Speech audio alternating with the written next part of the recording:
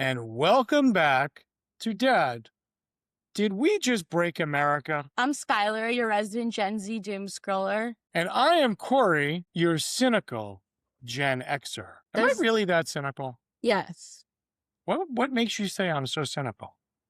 Maybe I'm just saying what the truth is. It sounds cynical. Maybe because I'm older? No.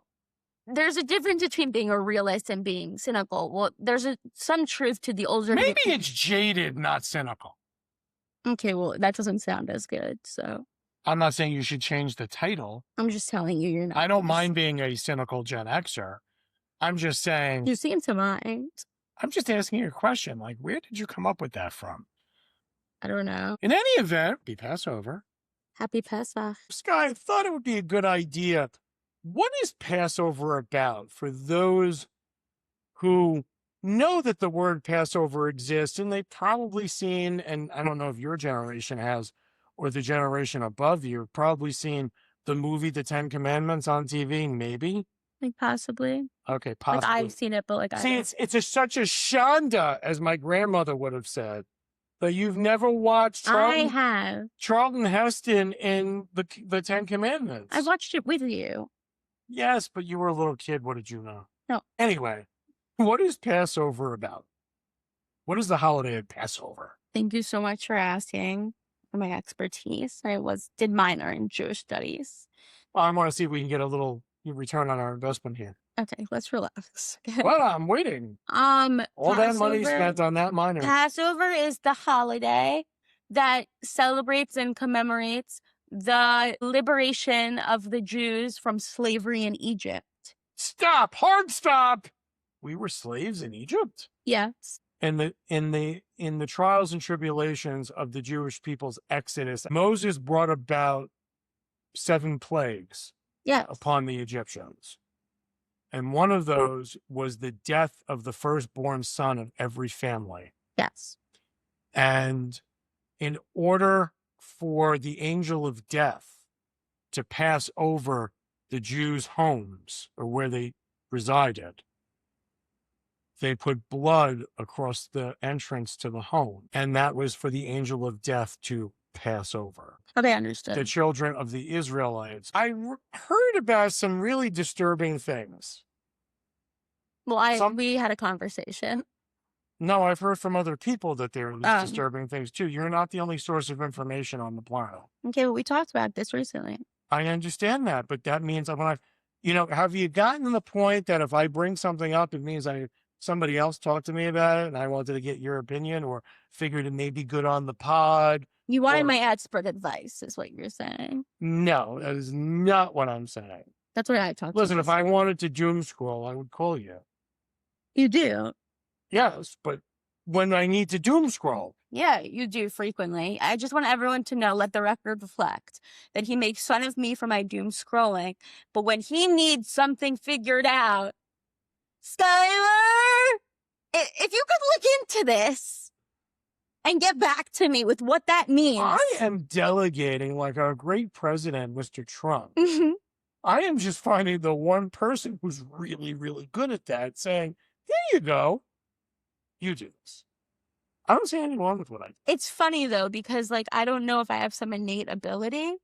Because we all You are a deep diver. We all have the same accent. Not in the sense of, cave diving, spelunking, or swimming. I don't think any of our listeners thought that. Yeah, or swimming. I don't think anybody was mistaken. I'm trying to be politically correct. Okay? Okay. You are my daughter. That's nice. That's nice. Okay. So, people are talking about all the anti-Semitism, and I think that there's definitely a factor of naivete, being naive. And that brought up some of what I would consider ridiculously alarming statistics. Yeah. And things that people are saying. I mean, obviously, you could look at the world around you to understand that something's wrong. Well, something's wrong in River City. Now, you had also brought up some statistics to me after we started talking about it. And maybe you can explain or reiterate some of those statistics to me during this celebratory Jewish holiday that celebrates our ancestors coming out of or through the mass exodus of Egypt and being given the 10 Commandments at Mount whatever. Sinai. Oh, right, that place. And call them out, And see, Jesus. we got our money's worth on that minor in Jewish studies. And in any event, so there is this theory out there, and mostly amongst your peers, I guess people your age or in our In my generation. Yeah, which is what age group now? As we sit here today? Like your older 20s side, like around like 14. Somebody who's 14 now to somebody who's in their 20s. Yeah. How far in your 20s? 97. So somebody like almost 30. Yeah. Okay. So somewhere between 15 and 30. Yeah. Or smack there in a whole smattering. Mm-hmm. So now there's a percentage of that population that obviously believes that Israel doesn't have a right to exist and believes that the Jews make all of their own problems and they should just sit down and shut up. Yeah. But there's a percentage of that population, and I think your nurse made us through it, that believes that the Holocaust never happened. Yeah.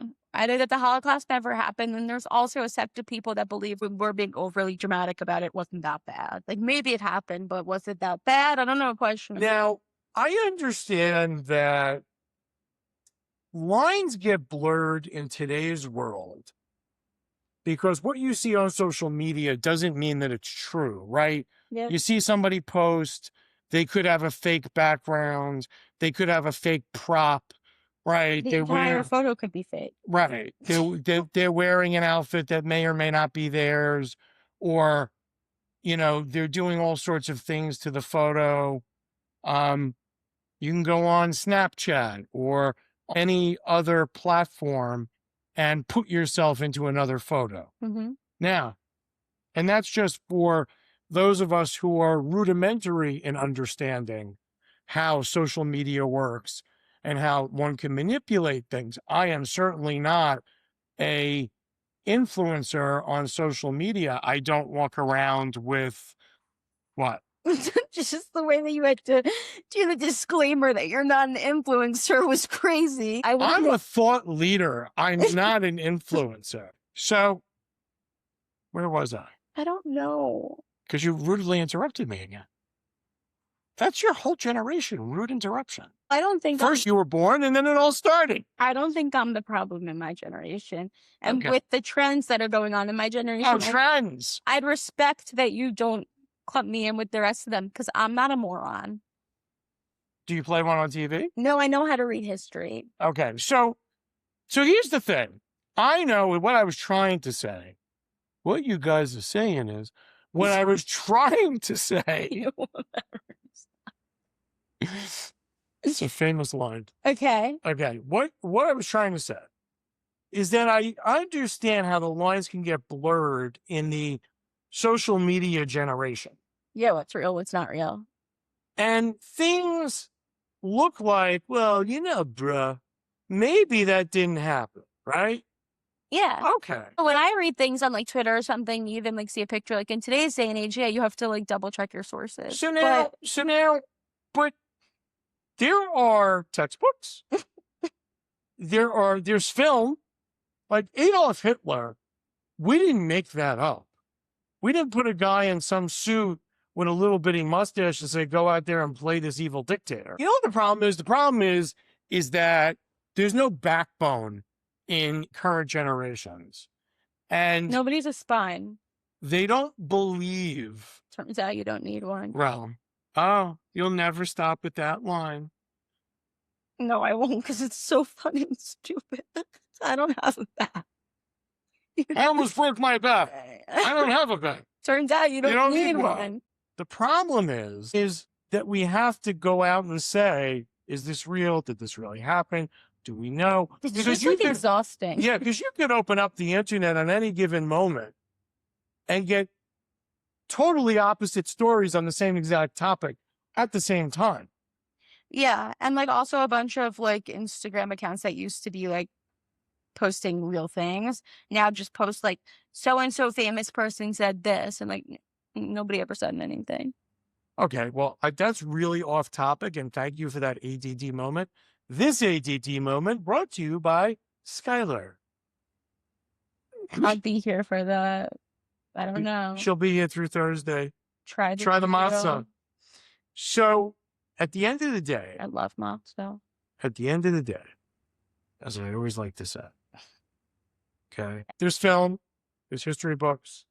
Now, we go so far as to have museums. Yeah. Okay. Now, what are the world's fun museums for? So we could learn and not repeat. Obviously not. So does it make us feel good that we're doing something? I don't know. So we have museums for the sheer fact that we don't want to forget that this happened, right? Yeah. And we shouldn't forget. And dialing down to the UN resolution that helped create Israel and gave the Jewish people, the country of Israel. So, or take it down to its most basic fact, it's why the concentration camps in Europe still are. I was getting to that. Stop. What? How am I supposed to know what's going on in your brain? I thought everybody knew what was going on. No, clearly not. That's why you run around and tell us nobody understands what it's like to be you. It's very true. Okay? It's a hard cross to bear. It's your cross to bear. I know. I keep carrying it with me every day. That's good. So, dialing down into it, then there's the concentration camps, which are preserved perfectly the way they were when they were liberated. I remember hearing when I was in high school, I think I was like a sophomore or junior, a Holocaust survivor was speaking at an event I was at with like a Holocaust historian, and they shared that the concentration camps were left in such perfect condition that they could be up and running in under 48 hours. That was really jarring. It's like a silence moment. Yeah. Now, I was here and supposed to be there during 9/11. Mm-hmm. And then I wouldn't be here to grace everybody with my presence. I know. Wouldn't that be such a shanda? Excuse you. Hey. I'm your favorite. Here we go with that again. In Israel, I told that story when I was in Israel, and they say that means that I was supposed to be here for a moment such as this. What, the bombing of Israel? No. Just a moment such as this, a time such as this in our culture. So I know what happened at the World Trade Center and what happened on 9/11 here in New York and in Pennsylvania and in Washington, D.C., because I witnessed it with my own eyes. But I didn't, and I can access that information. It didn't disappear. Well, you know that in the New York skyline, there were two buildings called the World Trade Center, the Twin Towers, and now they don't exist anymore. Right, but also, like, the footage exists. I could watch it. Right. So we're not stupid and we're not crazy. No. That there is film of the Germans' rise to power. Yeah. And Adolf Hitler's ascent to power as the Chancellor of Germany.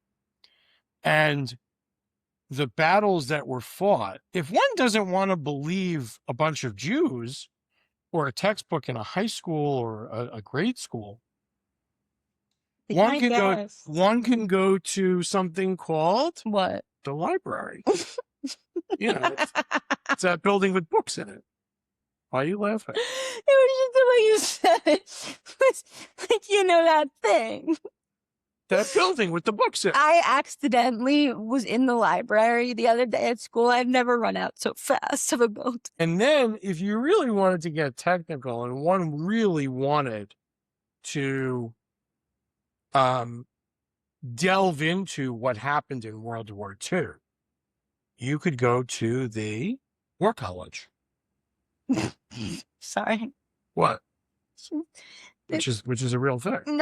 No crap. There are also a bunch of old people dying rapidly, which is a shame because we need them more now than ever. But there are a bunch of old people that walk around every day with tattoos from concentration camps on their arms. They're not a myth.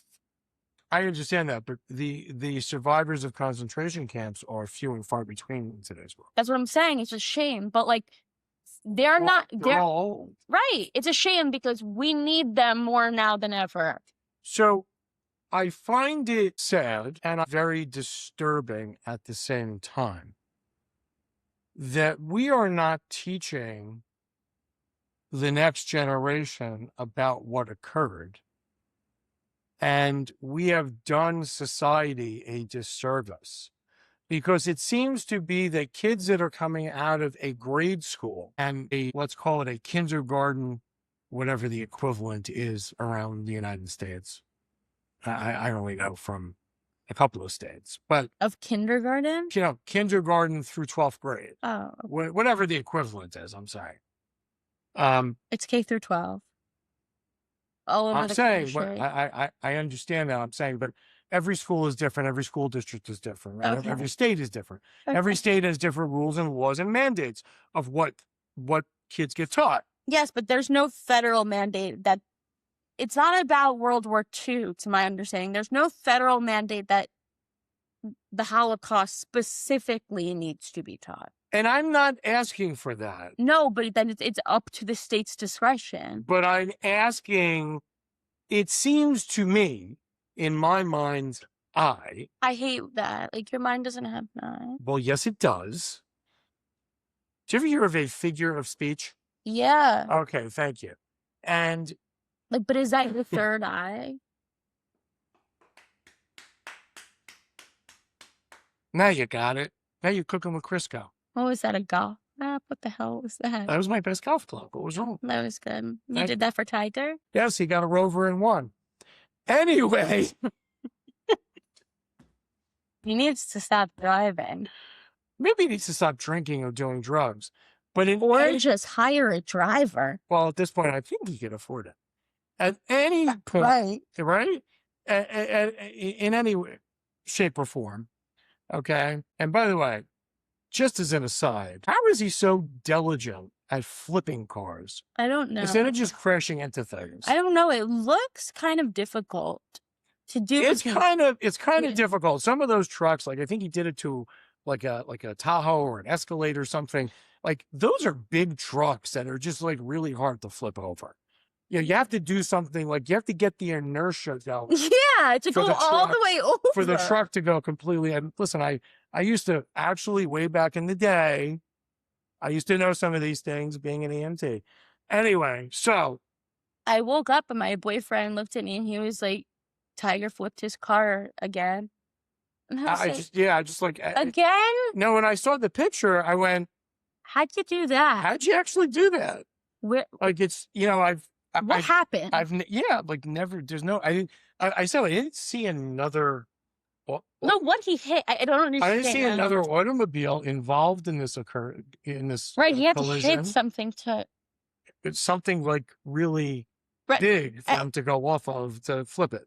In any event, so, sorry for the tangent. Sorry, we can't help ourselves. You can't help ourselves. I find it very disconcerting that, and I'm not saying that, not everybody is a Jewish studies major or minor, and not everybody needs to learn all the intricacies and all the bits and pieces. No, but you should know that this happened.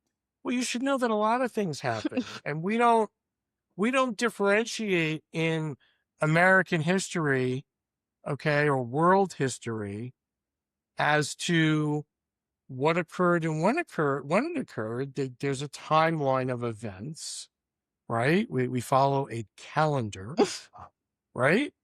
Yeah.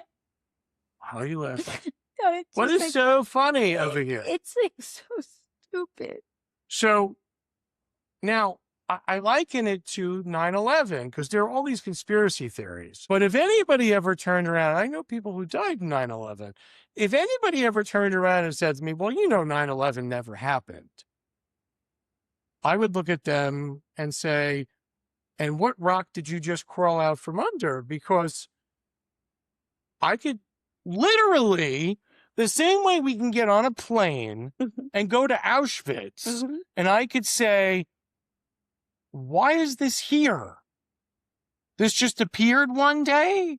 Yeah, there's a pile of people's ashes and shoes. for a reason. Yeah, and belongings. So, and you could pick up the belongings and you could see people's names. And you could look at the scrolls that are there and the plaques and see people's names who were brutally murdered there. So I don't understand. It's the same thing at Ground Zero here in New York. If anybody said that 9/11 didn't happen, I could take you to the site that I used to stand on as a child. Now, when I was a kid, You'd go there for lunch. I would go there for lunch. I would meet my grandparents a lot at the promenade in the mall of the World Trade Center. That's so cute. And we used to walk past. There was a fountain in between the towers on the promenade on the ground level, and there was a fountain, and that fountain was based some kind of based on gravity or the angle of the sun or something. Okay. I don't know. It was some really cool thing, and I think we have pictures in like some archive box of my brothers and I at the fountain at the World Trade Center. That does not exist anymore. It was under tons and tons of rubble and dead people. We know that happened. We know what happened.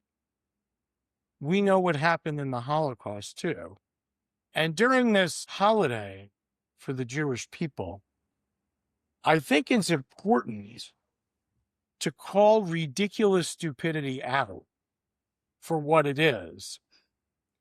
You could say anything you want about the Jews, and the Jews control this, and the Jews control that, and the Jews are whatever you want them Be to my be. guest. I don't care. But No, it's whatever you want them to be and whatever boogeyman you need to blame on them today.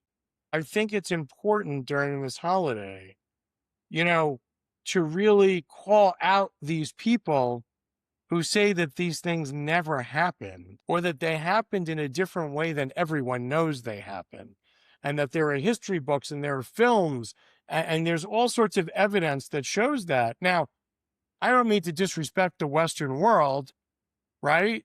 But what does the Easter Bunny have to do with Easter? I don't know. I don't know. And coloring eggs? I actually have no idea. I don't know. Like, it may have, I don't know. How do you not know? Because I didn't take religions of the world. Why? Because it wasn't an offering. Oh my God. You did. I did. So shouldn't you know? That's not what the holiday's about. It's not about Easter eggs. Okay, well, they're nice, and the little grass is nice. Okay, but I don't run around the world saying, You want to have your bunny? Have your bunny. I don't even question it. No, because it's a weird thing to question. Who cares? Who cares? I don't care. It looks exciting. Somebody invite me to an Easter egg hunt. I'll join. I'll play. I'll make my own basket. But I think we're also doing the world a disservice. Yeah. By not making sure that younger generations of people don't know what happened, don't care what happened, and aren't being taught why, when, and how it happened. And that's how you repeat history. And that's how you make mistakes as a society. Yeah, I think it speaks to, and I'll read this is a 2023 poll for The Economist poll. The Economist, 20% of respondents age 18 to 29 think the Holocaust is a myth. Yeah, wait, do those numbers one more time. 20% of respondents to this poll. Right. Age 18 to 29. 20%. Yes. Okay. Think that the Holocaust is a myth. That's compared to, in the 30 to 44 age bracket, 8% think it's a myth. So that's a jump. So almost a little bit more than half. Yeah.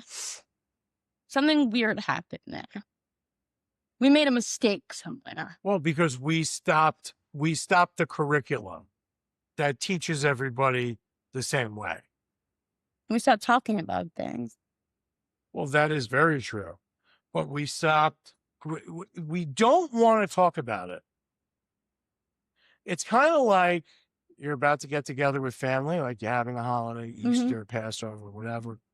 Some of those family members may be coming that you're not quite sure of, you don't want to talk to, or, whatever. And I don't know, something happened in that family member's life and somebody wants to talk about it, but everybody else in the family's like, oh, we don't talk about that. We don't touch that. Yeah, we don't touch that topic. We don't rub it in their face. We don't bring it up, right?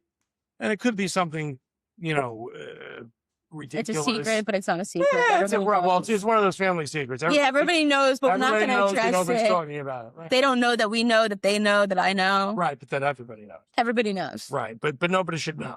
Right. But these are not secrets. No. And they're well documented historical events. And that's right. And that's my point. And my point is that we've gone so far to pleasing everybody that we have helped no one. We've hurt everyone. We've gone so far. No, I'm agreeing with you, but we haven't just not helped people. We've really hurt people. Yes, because if 20%, now that's those responding to the poll. Of course, some idiot's going to say to me, oh, well, but that's the people who respond to that poll. And there was an editor's note from 2024. I don't know. Maybe there was people who were upset by this poll. I don't know.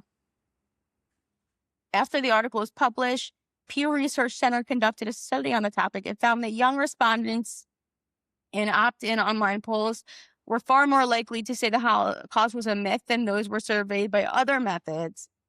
You mean in person? I guess. And that in general, young and Hispanic participants in such polls are unusually prone to providing bogus answers. See, I don't really believe that because I've been asked to fill out a poll via email or online, and I just won't fill out the poll.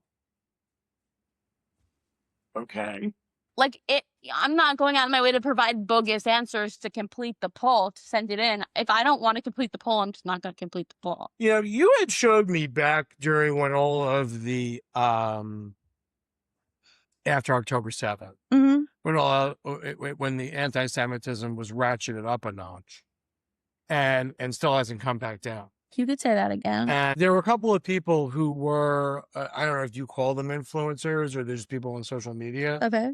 Who would go to like Washington Square Park in New York or some other place and talk to people and ask people questions, and people would most of the time get the answer wrong, thinking that it's one thing but it's really another. And like the most embarrassing. Yeah, the most ridiculously embarrassing like long answer, right? And thinking that they're all believing or reiterating or parroting, as we would say back in the day, just repeating whatever anybody told them to say. So those people would get reactions or responses, and they weren't polling people, right? No, they were like chatting with people. They were just asking them like specific questions. And invariably, most of those people got the answer wrong. Like, this is what Hamas's charter says. Do you stand by that? No, they would read something, a part of Hamas's charter, and they would say, what do you think that's Israeli government or Hamas? Yeah, charter. Israel. People would say Israeli. The disconnect is for there. I just want to mention it's a little confusing for me because Hamas isn't private about their goals.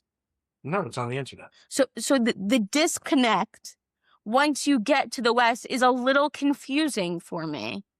Well, I think there's a very big part of that for your generation, that this topic and being anti-Semitic, it's cute, is the soup du jour. Yeah. And those of you who don't know what that is, soup of the day. And I think it's fashionable. It's fashionable to be anti-Semitic unless you're Jewish. And then it's sacrilegious. It's still fashionable. Those are good. I don't care. And I have to say this, and I'll say it out loud, just that's what I'm doing. Even if and I don't agree with everything that the Israeli government does at all, and I haven't ever agreed with everything that the Israeli government has No, done. most people don't. But including Israel. I would protect and defend the Jewish people over anything else.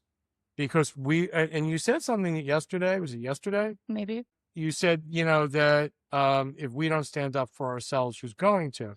And that really kind of, I want you to understand something, as the younger generation of being in your 20s, that really resonated with me, because in my lifetime, as I said, I think yesterday to you, when we were talking about hmm the stuff on college campuses and what had happened and how people got to where they are, I didn't grow up with that. When I went to college, there were a lot of people who would, and it's funny because your grandfather, my father, may he rest in pieces, used to tell stories about, people saying, oh, you're a Jew. It was down in the South hmm after being in the Korean War. And somebody said to him, you're a Jew, where are your horns? hmm Because that's That, what yeah. they thought Jews had. And of course, my father, and his infinite wisdom and his, army buddies, decided to, make an afternoon out of this guy. Not in a good way. No. But especially since they were all Jewish. And I had just gotten back from defending the country. Yeah, I got back from defending the country with a bunch of Italian friends. Yeah. Who just got back from defending the country. Yeah. So, Great. yeah, so that was a real brilliant move. Great group trained salt. But if we don't defend ourselves or protect ourselves, who else is going to? And that is the whole reason for Israel's being. Yeah. But we're here, we're not there. No, but we all play a role here. We're here, we're not there. Israel's not protecting us right now. No, I'm saying, but we all play a role here in the protection and continuity of world Jewry. Wow, that's a big term. We do. Do you buy that at Bloomingdale's? No, you don't, unfortunately. It's not easy. But it takes me back to a talk that Rudy Rockman gave. If you don't know Rudy, look into him. He's great. He's wonderful, deeply inspirational. But at my college campus in the spring of 2024, right? Something like that. Right? And the encampments were actually going on campus at that time. He was actually, his unit in the IDF was the first crew into Gaza after October 7th. So he went to actually go try to talk to the people at the encampment. But anyways, and he said that when he got back from his time serving in the military, like his required time, he looked up what the most anti-Semitic university was, and he went there. Well, that's, I guess, somebody that has a special calling also. Yes, but I'm saying we all play our role. Is it for everybody to show up in these spaces? No, it's quite draining. Listen, I don't deal with that on a daily basis in my life, and I didn't go to school doing that. I always knew that, there was anti-Semitism. It's not like it ever went away. I also always knew that there were people who looked down upon Jews as a whole, or lots of other socioeconomic groups and lots of other religious groups. But the sheer fact that we are here talking about this at this time is the sad part of where we are, because we have learned nothing. And even though it says 2026 on the calendar, the world has not evolved. It hasn't evolved. The idea is that we came from like single cell organisms, right? And then we went into, all sorts of kinds of different other evolutionary mutations of how we became walking Homo sapiens, right? How did we get there? If we are not tolerant of other people, we are not understanding, and we have to blame everybody else for what happened to us or for what's going on in the world. Like, you wouldn't say President Trump is responsible for the war in Ukraine. No, you wouldn't say the King Jong-un is responsible for the war in Ukraine, even though he may have some role in it by, helping Russia with weapons and all that kind of stuff. No, but it's not.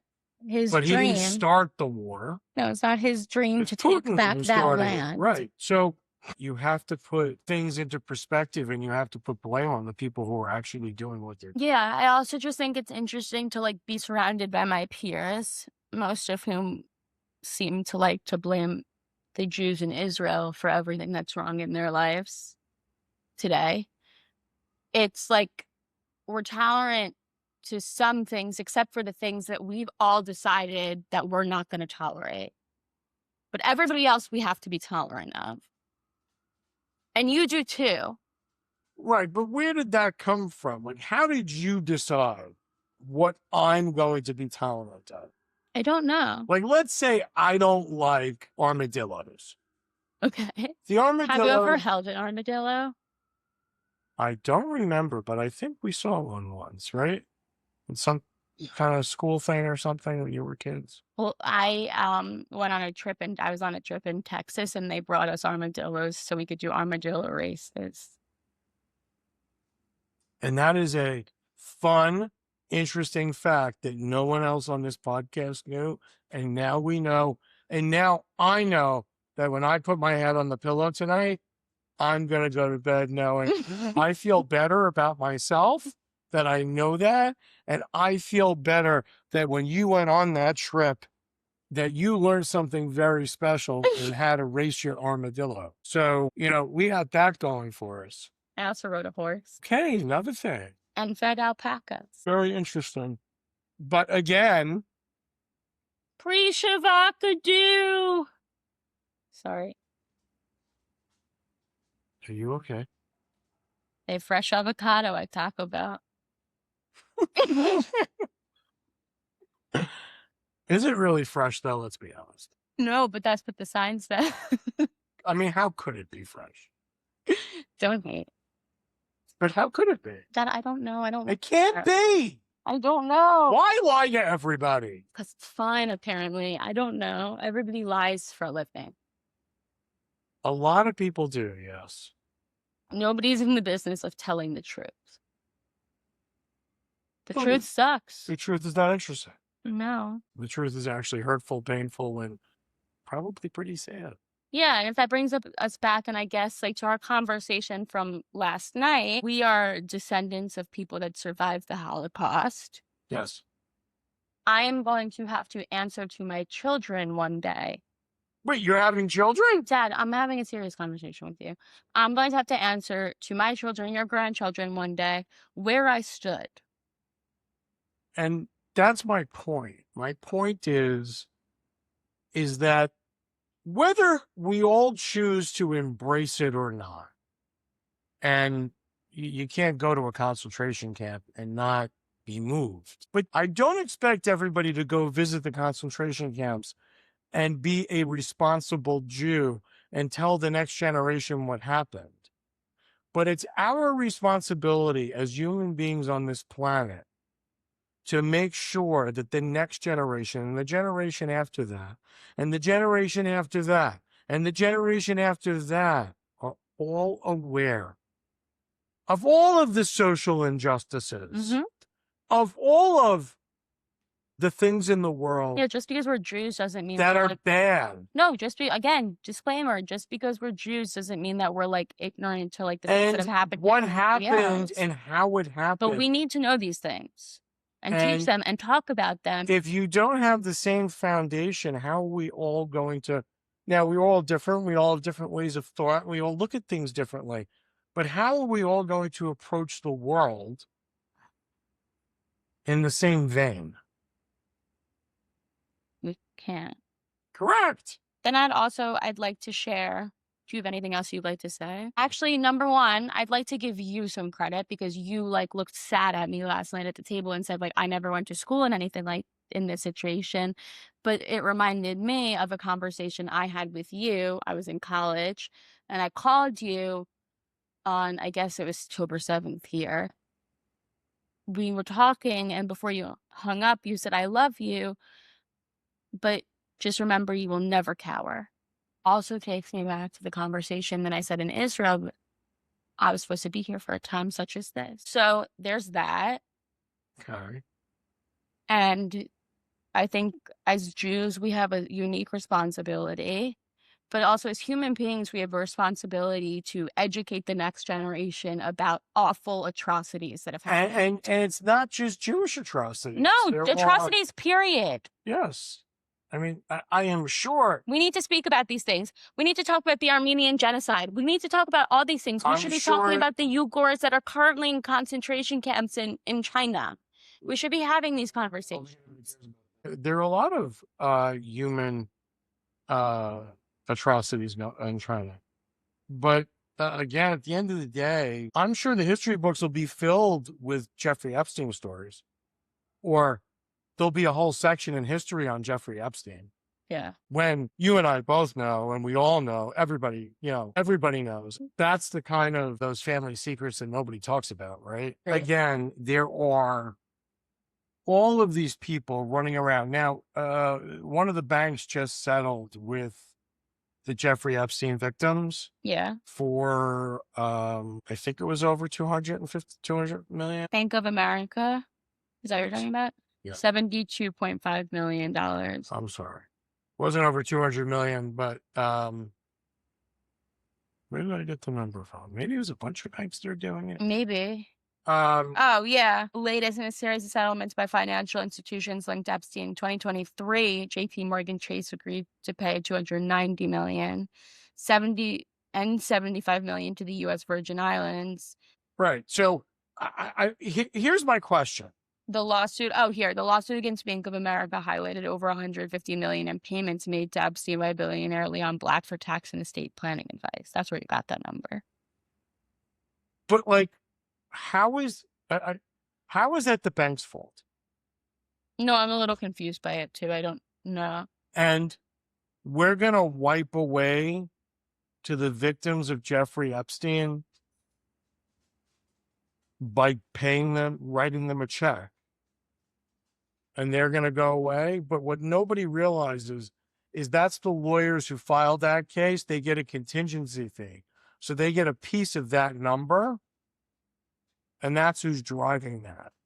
Not that getting any of Epstein's money or getting any of these banks' money because they what?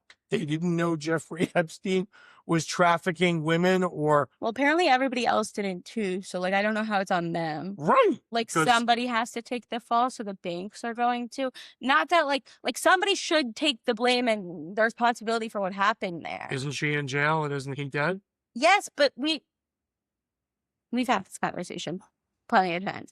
Somebody should take the blame. What happened to these young women is deplorable. 100%. Despicable, disgusting behavior. I don't know that this makes it right for anybody. Forget about making it right. But you're looking for somebody to take you're looking for somebody to blame because it feels better. And that's the same thing that other people are doing when it comes to anti-Semitism and not understanding why Jews are the way they are. Yeah, if you're 40 and you live in your mom's basement, it's not the Jews' fault. Okay, there are two things I want to share that I saw last night.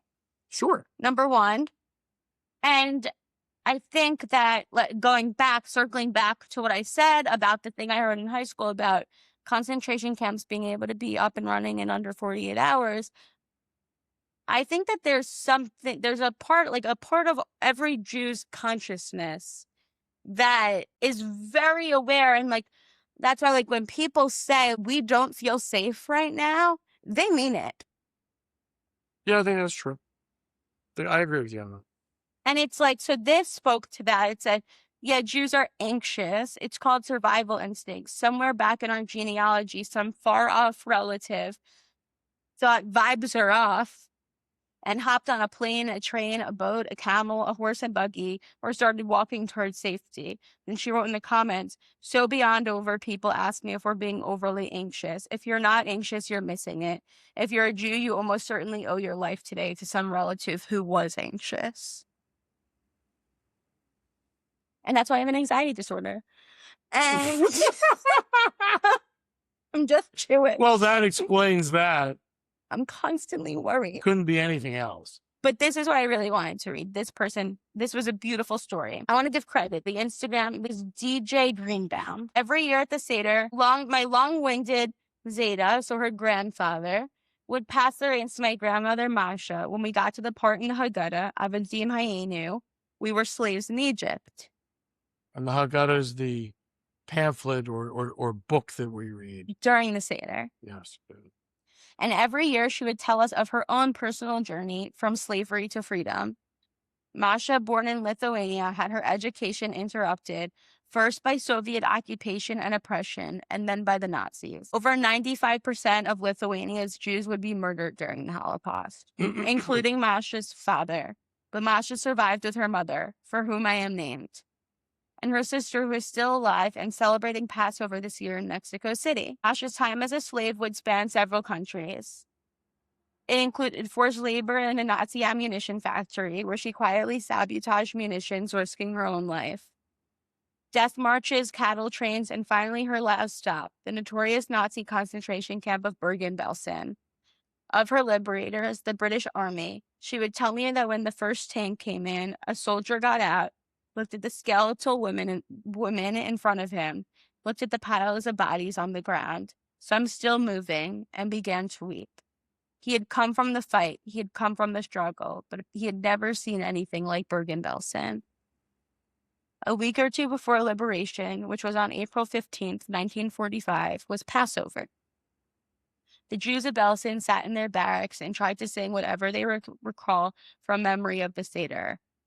There were many bitter ironies.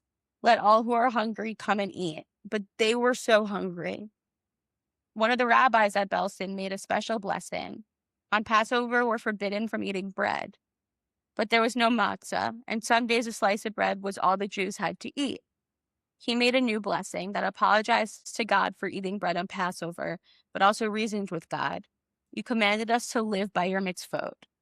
To live, not to die. In order to do so, we must eat this bread. The most bitter irony at the Seder came during the singing of Avadim Hayenu. We were slaves, but now we are all free. It was too much for most. But my grandmother and her mother and sister stayed seated and sang and prayed that one day, like the Jews of Egypt, they too would be liberated, that the words from slavery to freedom would be something they could celebrate once again.